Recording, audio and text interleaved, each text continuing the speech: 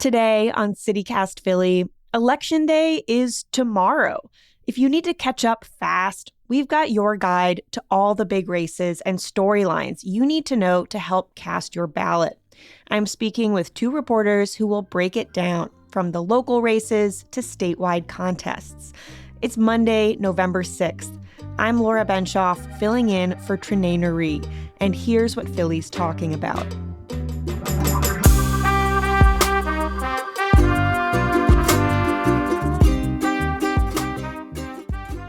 Sean Collins Walsh, City Hall reporter for the Philadelphia Inquirer. Thanks for coming back on CityCast Philly. Thanks for having me. And Katie Meyer, government reporter and editor for Spotlight PA. Welcome back as well. Great to be here. Sean, we're going to start with you by talking about the mayor's race. So we recently heard from Republican candidate David O. and Democratic candidate Sherrell Parker on the show. Our listeners can go back and check out those episodes if they haven't listened to them already. But I just wanted to ask, we're pretty far into this race. Have there been any late-breaking developments in the contest people need to be aware of, or have the last few weeks before the election been pretty quiet? Not a lot of big surprises on the campaign trail from start to finish in the general election here, which is probably good news for Sherrell Parker as the Democrat in a heavily Democratic city. And David O. even said in a recent joint appearance that they had that Sherrell is a good candidate. So I don't think much is happening that is unexpected. Got it. Okay.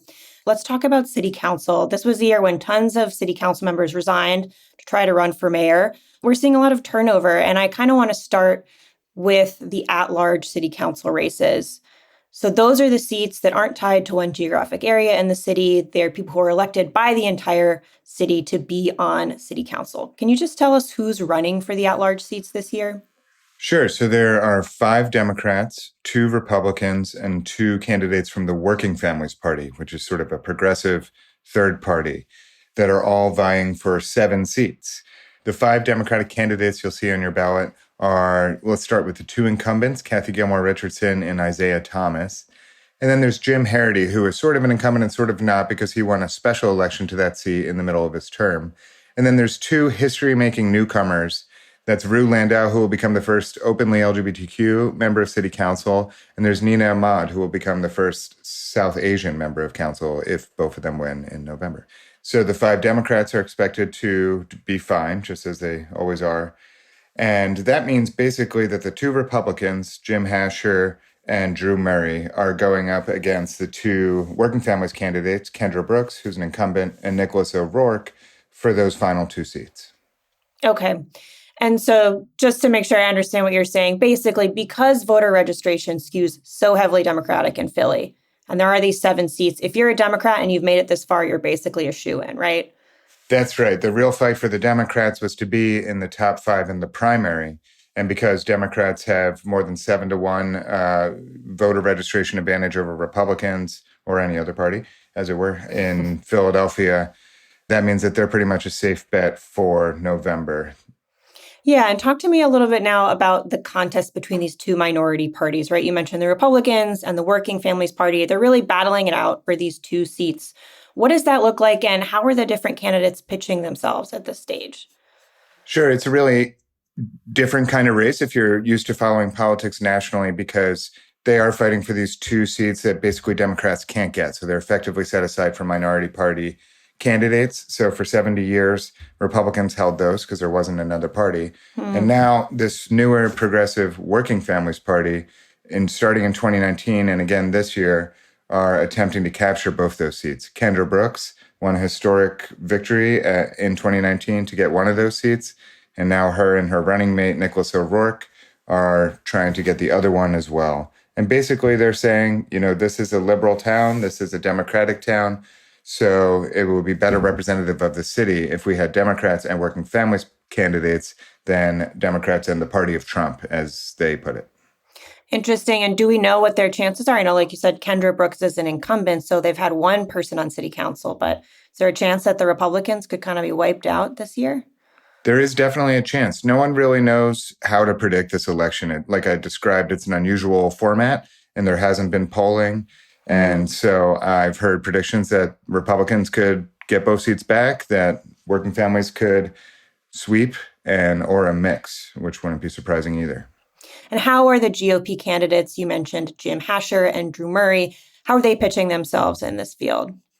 They are pitching themselves as what I think Democrats would call reasonable Republicans on the national stage. They're not talking about Trump, even though at least one of them voted for Trump. They're not talking about partisan issues like abortion and things like that.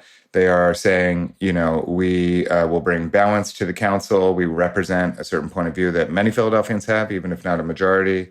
And they are trying to cast the working families folks as extreme. Got it. Okay. So those are the at-large races. Now, Philly also has 10 district council seats. So those are the people that represent a specific geographic region in the city. Are any of those contested? Are there any parts of the city where we might have listeners who, are going to have a real contest on their ballot for the general election? 9 out of the 10 seats are overwhelmingly Democratic, and most of those don't even have a Republican on the ballot.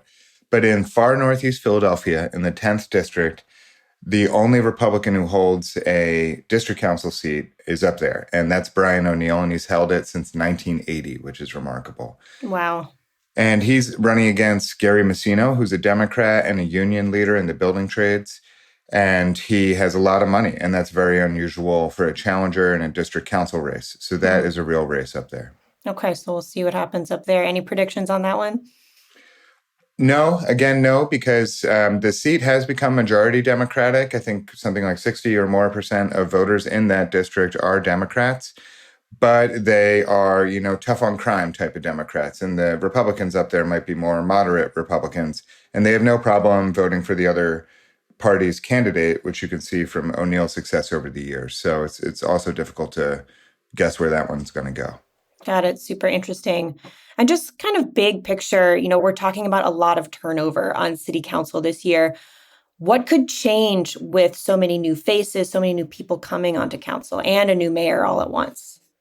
That's true. A lot of the folks who will be elected this year are going to be either in their first or second term starting in January. It's a really young council that will be taking office in terms of experience in government.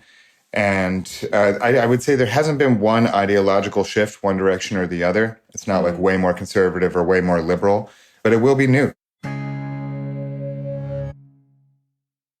Okay, Sean, let's talk cleanup about the other races, the other things people are going to see on their ballot. I know these might not be the most contested, but when people go to the polls on Tuesday, they're going to see races for things like city commissioner, city controller, register of wills, sheriff. Who are the names for these positions, and are any of them expected to be close races? None of them are expected to be close races. They're, again, safe partisan spaces for their candidates. All of them, except for City Commissioner Seth Bluestein, are Democrats, and he's a Republican. But he has one of those set-aside seats. So you won't see any contested races, but you will see some new faces because of turnover that has happened in between the last general election and this one. So City Controller Christy Brady has replaced City Controller Rebecca Reinhardt, who ran for mayor, and she is the Democratic nominee, so she will likely win. And then Register of Wills Tracy Gordon lost in the primary to John Sabatina, so he'll be on the ballot, and he is expected to win the general election. Got it. And there's one ballot question this year, right? What is it? It is a relatively routine ballot question. Voters almost always approve the ballot question. So this one turns the mayor's office for people with disabilities into a permanent office. And basically that's just kind of a technical thing where it's in the city charter as opposed to just by executive order from the mayor. And it gives it a little more weight, makes it permanent, and you can expect for it to pass. Got it. It's the difference between it being a kind of like maybe tied to a mayoral administration and being kind of a permanent facet of city government, right? Exactly. And it sort of changes where it comes up in the budgeting process too. Got it. All right, Katie, I want to shift gears now and talk about statewide races. Tell me what kinds of judges we're going to see on our ballots and what impact those roles have on our lives here in the Commonwealth. Well, you're going to see a lot of judges. This is the year for that. So real broad strokes, we have Supreme Court race, we have a Superior Court race, and we have a Commonwealth Court race. The Supreme Court is the highest court in Pennsylvania, sort of akin to the U.S. Supreme Court. Those judges tend to be pretty high profile insofar as any judge is high profile. these are positions that are seen as kind of political, and they especially have in the last decade or so gotten pretty political. So those judges get really involved in state government in a couple different ways. They often pick our congressional maps, for instance, when the legislature can't agree on one. They've had very prominent roles in hashing out exactly how Pennsylvania's election laws should be interpreted. Abortion has also been a big issue in this race just because it is a big question for states right now. So that would be the Supreme Court. Superior Court is more of a civil case type of court. If a criminal case goes up through the court system, it'll end up there. It can also go to the Supreme Court, but Superior is the first step. A good example of that, one of their high-profile cases, was when the conviction for Meek Mill, the rapper, was vacated. That happened via the Pennsylvania Superior Court. And then the Commonwealth Court is kind of a unique court. Pennsylvania is really the only state that has something exactly like this. But basically, it is a court that deals with government matters. So when the state is sued or when the state wants to sue someone else, things will start first in the Commonwealth Court before they go to the Supreme Court. So they're busy courts, and the judges there can often have a real high-profile role in state politics. Yeah, definitely. And in particular, state Supreme Courts end up making policy. They have a huge amount of power over the way things run in our Commonwealth. So I wanted to ask you a little bit about what we're going to see in terms of that race. How many seats are open and who's on the ballot? Yes. So for the Supreme Court, there is one seat open. I should say this will not change the balance of the court, but people really care about it because in the next several years, that could change. Right now, we have a 4-2 Democratic majority on the court with one vacancy after the Chief Justice died last year. And so whoever wins will either widen that Democratic majority or narrow it a lot. The two candidates in that race are Carolyn Carluccio. She's the Republican. She's a Montgomery County Court of Common Pleas judge. And we also have Daniel McCaffrey. He is a Superior Court judge. And both of them, and we can get into this as well, have been raising a ton of money. And yeah, it's been a very expensive race. Yeah, I wanted to follow up and ask a little bit more about that. Spotlight has reported a ton on who's donating to these candidates, what interests those donors might have. Can you tell us a little bit about who's funding Carluccio and McCaffrey and what those funders kind of say about the impact of their roles? Absolutely. So we just got one of the final campaign finance reports that we're going to get that the candidates filed before the race. And what's interesting, so the Republicans, their spending is often pretty consistent. And it's because the way that Republican politics in Pennsylvania works right now is that a lot of it is funded by one guy. There's this network of PACs. One of the main ones is called Commonwealth Leaders Fund. And they are by and large funded by this guy, Jeff Yass, who is the wealthiest person in Pennsylvania. He runs SIG, Susquehanna International Group, and it's what's called a high-speed trading firm. Basically, he's a trader. He's a Wall Street guy.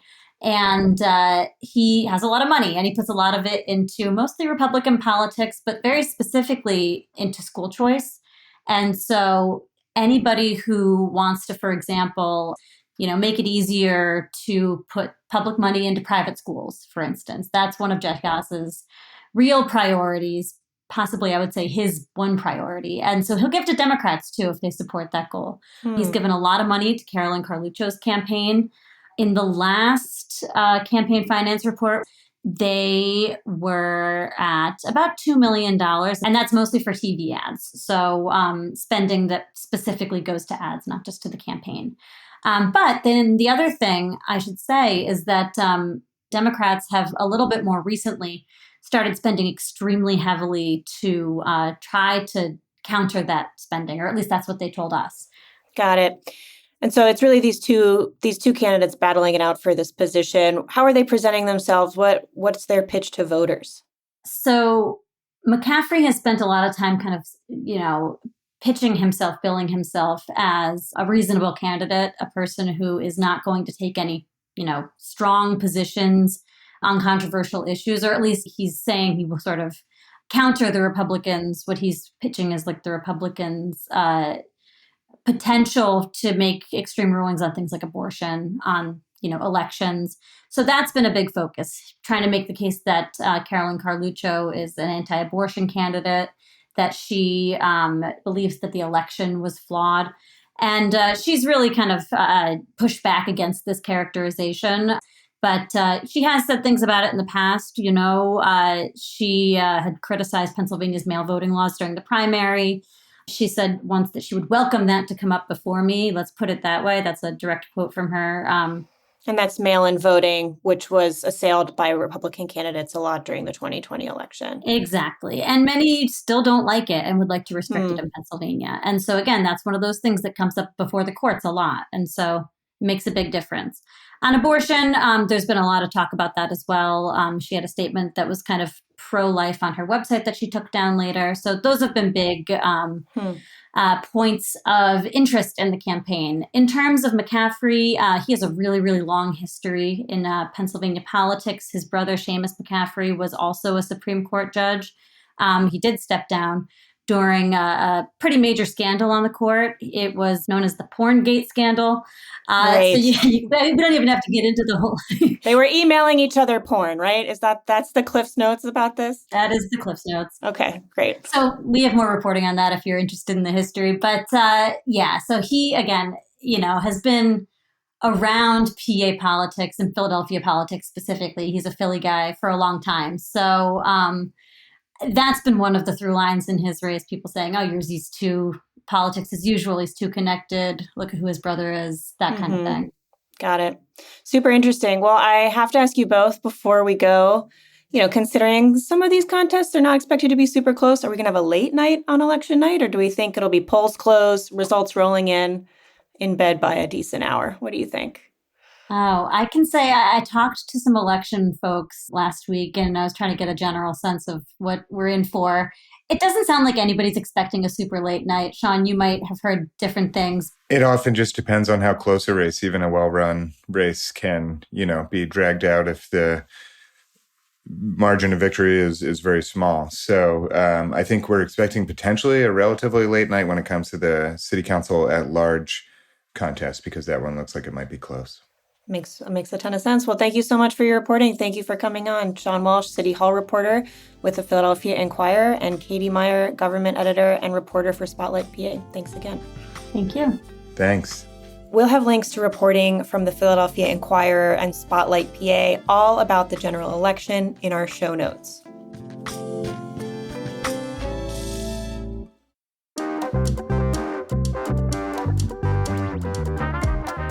That's all for today here on CityCast Philly. If you enjoyed this episode about what's on your ballot, tell a friend, rate the show, leave us a review, and hit that subscribe button. Be sure to sign up for our morning newsletter, Hey Philly, to learn more about what else Philly's talking about. We'll be back tomorrow morning with more news from around the city. Bye.